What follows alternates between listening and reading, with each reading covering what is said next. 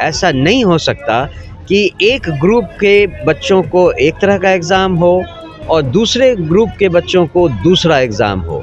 सारे छात्रों से कहा गया था कि ये अब अगला स्टेप तभी लिया जाएगा जब हमारे जो छात्रों का डेलीगेशन है वो बातचीत करके वापस आ जाएगा। छात्रों ने न तो कोई हंगामा किया था, न ही कोई तोड़फोड़ किया था।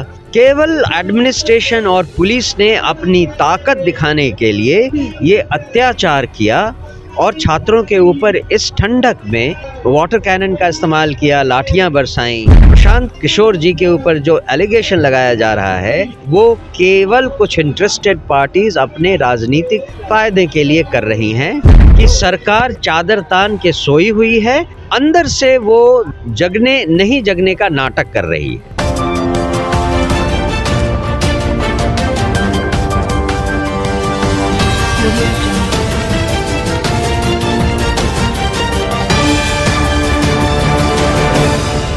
देखिए, बिहार में लगातार बीपीएससी अभ्यर्थियों का जो आंदोलन है जारी है।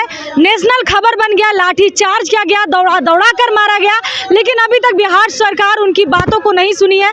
वहीं बता दें, बिहार के एक वरिष्ठ जो नेता है प्रशांत किशोर भी सपोर्ट के लिए मैदान में उतर गए और आज आमरण अनशन पे गांधी मैदान के गांधी मूर्ति के नीचे बैठे। वही जनसुराज पार्टी के प्रदेश अध्यक्ष मनोज भारती भी सपोर्ट में अब मैदान में है। हमारे साथ बातचीत करने के लिए मनोज भारती, क्या कुछ लग रहा है, अब उम्मीदें क्या खत्म होने को है? जिस तरीके से आमरण अनशन पे आपके नेता बैठे हुए हैं, क्या लग रहा है सरकार कब तक सुनेगी?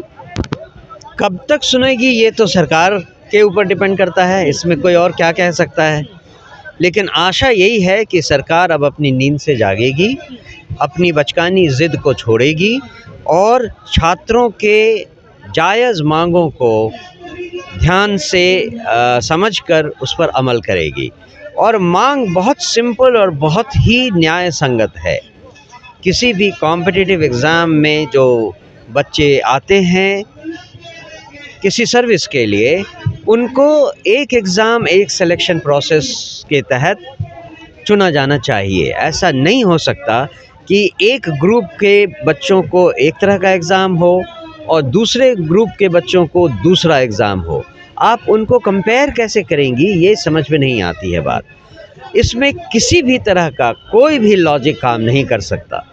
इसीलिए हम कह रहे हैं ये सरकार की बेमानी ज़िद है और सरकार जितनी जल्दी इस ज़िद को छोड़ दे उतना ही बिहार के भविष्य के लिए भी अच्छा होगा। प्रशांत किशोर पे कई आरोप लगा कि रन छोड़कर भाग गए, स्टूडेंट को आगे कर दिया और पीछे से प्रशांत किशोर निकल गए, लेकिन क्या लगता है उनको बोला जा रहा है कि वो पॉपुलैरिटी के लिए बच्चों के साथ बैठ रहे हैं? ये पहले भी इसके बारे में क्लैरिफिकेशन दिया जा चुका है, मैं फिर से उसको दोहरा देता हूँ। जो प्रदर्शन उस दिन हुआ था उसमें जब तक प्रशांत किशोर जी थे तब तक कोई लाठीचार्ज नहीं हुई थी और हमारे नेताओं ने जो सरकारी सीनियर अफसर से बात करके रास्ता निकाला था कि छात्रों का एक डेलीगेशन उनसे मिलने आए, तो सारे छात्रों से कहा गया था कि ये अब अगला स्टेप तभी लिया जाएगा जब हमारे जो छात्रों का डेलीगेशन है वो बातचीत करके वापस आ जाएगा। और उसके बाद प्रशांत किशोर जी वहाँ से गांधी मैदान चले आए थे उस गोलंबर से। उसके बाद जो लाठी चार्ज हुआ वो बिल्कुल ही नेचुरल जस्टिस के अगेंस्ट था। छात्रों ने न तो कोई हंगामा किया था, न ही कोई तोड़फोड़ किया था। केवल एडमिनिस्ट्रेशन और पुलिस ने अपनी ताकत दिखाने के लिए ये अत्याचार किया और छात्रों के ऊपर इस ठंडक में वाटर कैनन का इस्तेमाल किया, लाठियां बरसाईं। ये उनकी बर्बरता और उनके हिंसक मानसिकता को दिखाता है। कोई कारण नहीं था कि डंडे से छात्रों को उस समय पीटा जाए।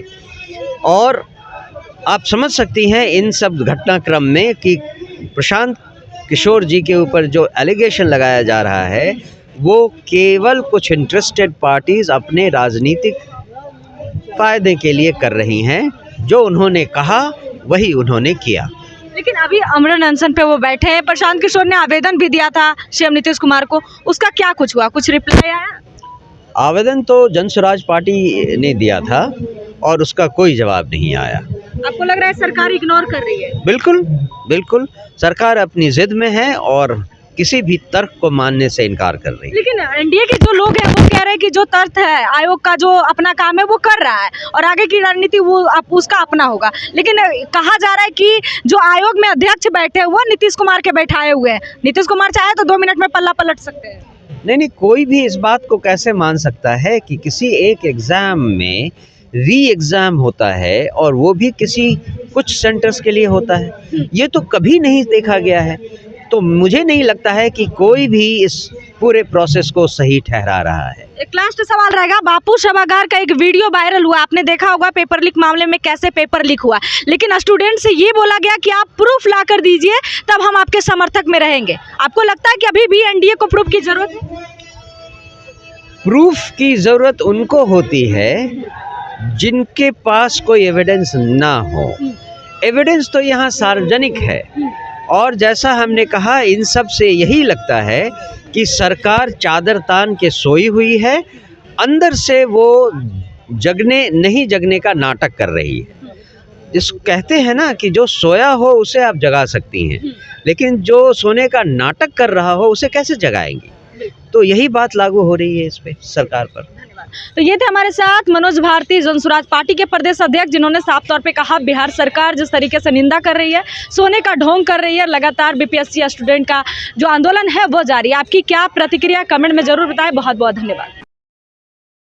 तमसो मां ज्योतिर्गमय गुरुकुल शिक्षा मंदिर संस्थान के साथ बनाए अपना भविष्य। रेगुलर और प्रोफेशनल कोर्सेज, सेकेंडरी और senior secondary courses, law, teachers training courses, pharmacy and nursing के साथ पैरामेडिकल में डायरेक्ट एडमिशन पाए। वेबसाइट विजिट करें या दिए गए नंबर पर कॉल करें। हमारा पता है गुरुकुल शिक्षा मंदिर संस्थान, कल्याण चौक, DS कॉलेज रोड, कटिहार। हमारा वीडियो अगर आपको अच्छा लगा हो तो आप हमारे वीडियो को लाइक करें, शेयर करें और हमारे चैनल को सब्सक्राइब जरूर करें।